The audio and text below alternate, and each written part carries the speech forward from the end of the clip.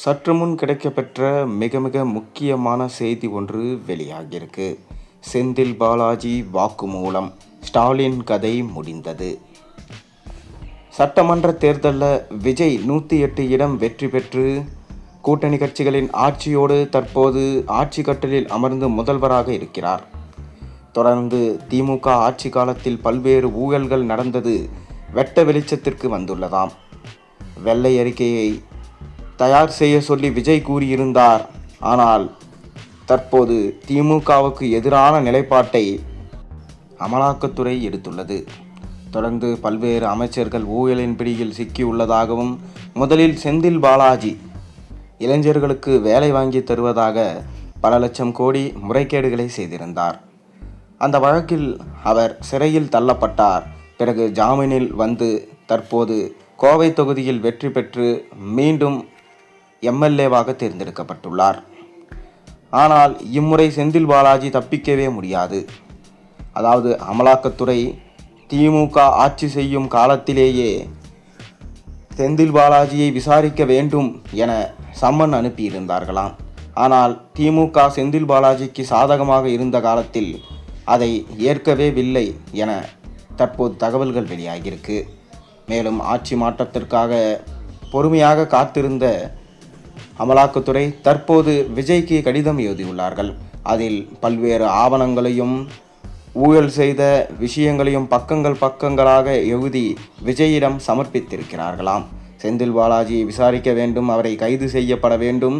அது மட்டுமில்லாமல் பல்வேறு அமைச்சர்கள் தொடர்பான ஊழல் விஷயங்கள் தங்களிடம் உள்ளதாகவும், அதை பென்டிரைவில் ஆவணங்கள் அனைத்தையும் சேகரித்து முதலமைச்சர் விஜய் அவர்களுக்கு அனுப்பியிருக்காங்களாம். இது அரசியல் வட்டாரத்தில் பெரும் பரபரப்பை ஏற்படுத்தியிருக்கு. திமுகவில் ஏற்கனவே வெள்ளை அறிக்கையாக விஜய் வெளியிட போவதை கேள்விப்பட்டு ஒவ்வொரு அமைச்சர்களும் கதிகலங்கி போயிருக்கிறார்கள். ஸ்டாலினுமே பார்த்தீங்கன்னா எப்படியாவது தாவேகாவை கலைத்துவிட வேண்டும், இல்லையென்றால் விஜய் திமுகவின் ஒவ்வொரு செங்கலாக பிரித்தெறிந்து விடுவார். ஒவ்வொரு அமைச்சர்களும் ஊழல் பிடியின் சிக்கினார். 15 ஆண்டு காலம் வரை அவர்கள் சிறையில் இருக்க வேண்டிய கட்டாயம் ஏற்படும். ஸ்டாலினே சிறைக்கு செல்லவும் வாய்ப்பிருக்கு. உதயநிதி ஸ்டாலினும் விளையாட்டுத்துறை அமைச்சராக இருந்தபோது பல்வேறு கணக்கான ஊழல்களை செய்ததும் வெட்ட வெளிச்சத்திற்கு வந்துள்ளது. இதனால் விஜய் என்ன முடிவெடுப்பார், இதை எதிர்பார்த்துதான் நாடே காத்து கிடக்கிறது. விஜயும் அதிமுக ஆட்சி அமைத்த போது திமுகவில் செய்த ஊழல்களை விட்டது. திமுக ஆட்சி அமைக்கும் போது அதிமுக செய்த ஊழல்களை விட்டது. அதே போல விஜயும் இந்த ஊழல்களை கண்டுக்காமல் விட்டு விடுவாரோ என்கின்ற கேள்வியும் தற்போது எழுந்திருக்கு. ஆனால் மக்கள் நம்பிக்கையில் விஜய் விளையாட மாட்டார்.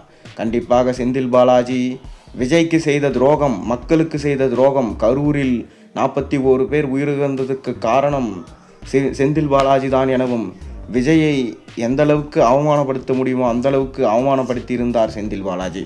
இதற்கெல்லாம் சேர்த்து வைத்துதான் காலம் பதில் சொல்லிவிட்டது என சொல்லப்படுகிறது.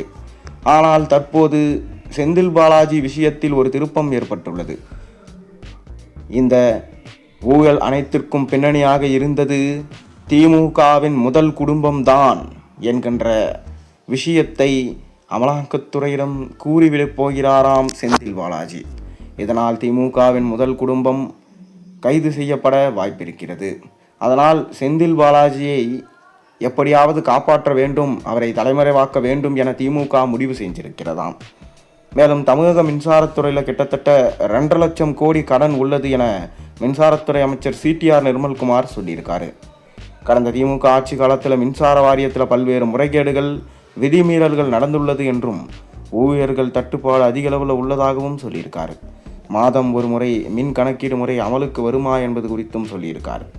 தமிழக மின்சாரத்துறை அமைச்சர் சிடிஆர் நிர்மல்குமார் முதல் கட்டமாக ஆய்வுகள் நடத்தியிருக்கோம், என்னென்ன இருக்கிறது, என்ன மாதிரி ஃபாலோ பண்ணுறாங்க என முதல் கட்ட ஆய்வு தான் நடந்திருக்கு.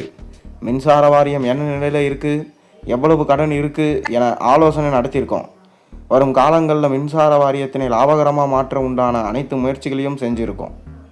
இதற்கு முன்பு இருந்த திமுக அரசில் பல இடங்களில் முறைகேடு நடந்திருக்கு, பல விதிமீறல்கள் நடந்திருக்கு.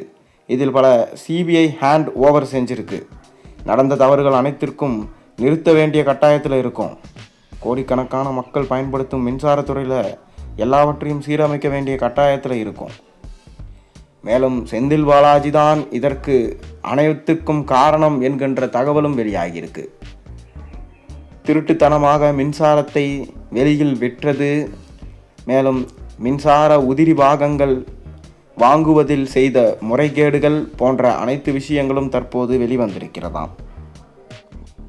மின்சாரத்துறையில் கிட்டத்தட்ட 2.5 லட்சம் கோடி கடன் இருக்காம். முழுமையாக இந்த மின்சார வாரியத்தை சீரமைத்து முற்றிலும் லாபகர நிறுவனமாக மாற்றி மக்கள் பயனடையும் அனைத்து சாத்தியக்கூறுகளும் இருக்குது. இதற்கு முன்பு இருந்த நிர்வாகம் செய்த விதிமீறல்கள், முறைகேடுகள் அனைத்திற்கும் தற்போது பதில் சொல்ல வேண்டிய கட்டாயத்தில் திமுக இருக்குது என சொல்லியிருக்காரு. இதனால் ஒவ்வொரு நாட்களும் திமுகவுக்கு எதிரான கட்டமைப்பை தான் விஜய் உருவாக்கி கொண்டிருக்கார். தாவேகாவின் கூட்டணி கட்சிகளை கலைத்துவிட ஸ்டாலின் அவர்கள் முடிவு செஞ்சுள்ளார். அதாவது தமிழக சட்டமன்றத்தில் நம்பிக்கை வாக்கெடுப்பின் போது அதிமுகவை சேர்ந்த சிவி சண்முகம், எஸ்பி வேலுமணி தலைமையில் 25 எம்எல்ஏக்கள் தாவேகா அரசுக்கு ஆதரவளித்தாங்க. இதனால் எடப்பாடி பழனிசாமிக்கும் சிவி சண்முகத்திற்கும் இடையே அதிமுகவில் உட்கட்சி பூசல் வெடித்தது. இன்னொரு பக்கம் தாவேகா ஆதரவு அளித்த அதிமுகவின் ஒரு தரப்பினருக்கு அமைச்சர் பதவி வழங்கப்பட உள்ளதா செய்திகள் வருது. இந்நிலையில் அதிமுகவின் ஒரு கோஷ்டியை சேர்த்து கொண்டு ஆட்சி அமைக்கும் முடிவுக்கு தாவேகா செல்லுமானால் நிச்சயமாக எங்களுடைய முடிவை மறுபரிசீலனை செய்வோம் என சிபிஎம் தெரிவிச்சிருக்கு. இது குறித்து திருத்துறைப்பூண்டில் சிபிஎம் மாநில செயலாளர் என்ன சொன்னார்னா, மக்களால் தேர்ந்தெடுக்கப்பட்ட ஒரு அரசு தமிழகத்தில் அமைய வேண்டும் என்ற நோக்கத்தோடு தாவேகாவிற்கு வெளியிலிருந்து ஆதரவு தருவது என்ற வகையில் இடதுசாரிகள் கட்சிகள், விசிக கட்சிகள் ஆதரவு கொடுத்தோம்.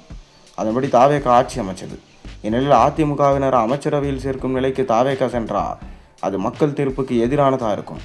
அப்படி நடக்குமானால் தாவேகா அரசுக்கான ஆதரவு என்ற எங்களது முடிவை மறுபரிசீலனை செய்வோம் என அதிர்ச்சி அளிச்சிருக்காங்க. அதிமுக திமுகவுக்கு எதிராக தான் மக்கள் வாக்களிச்சிருக்காங்க. அப்படி இருக்கும்போது அதிமுக அமைச்சரவையில் சேர்த்துக்கொள்வது என்பது மக்கள் தீர்ப்புக்கு எதிரானது.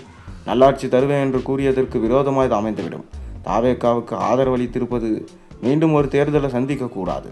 கொல்லைப்புறம் வழியாக பாஜக ஆளுநர் ஆட்சிக்கு வந்துவிடக்கூடாது என்பதற்காக தான். அத்தகைய நிலைக்கு அவர்கள் செல்ல மாட்டார்கள் என்று நம்புகிறேன் என தெரிவிச்சிருந்தார். ஆனால் இதற்கு பின்னணியில் திமுக தான் இருக்குது என சொல்லப்படுகிறது. ஏனென்றால் தாவேகா கொடுக்கும் அழுத்தம் திமுகவுக்கு பெரும் தலைவலியாக மாறியுள்ளது. தொடர்ந்து சிவி சண்முகம் தரப்பு விஜய்க்கு ஆதரவு தெரிவிக்காமல் இருந்திருந்தால் தாவேகா ஆட்சி எப்போதோ கவிழ்ந்திருக்கும். அதற்கான வேலைகளையும் திமுக தற்போது இறங்கி அடிக்க ஆரம்பிச்சிட்டாங்க. ஆனால் சிவி சண்முகம் எடப்பாடிக்கும் நடுவில் ஏற்பட்ட பிரச்சனை தான் தற்போது பூகாங்கரமாக வெடித்துள்ளது. இன்று நடக்கும் பொதுக்குழுவில் சிவி சண்முகம் தரப்புக்கு ஆதரவாக பொதுச் செயலாளர் முடிவு செய்வாரா, இல்லை பொதுக்குழுவில் எடப்பாடியை பொதுச் செயலாளர் பதவியிலிருந்து தூக்குவாங்களா என்பதை நாம் பொறுத்திருந்து பார்ப்போம்.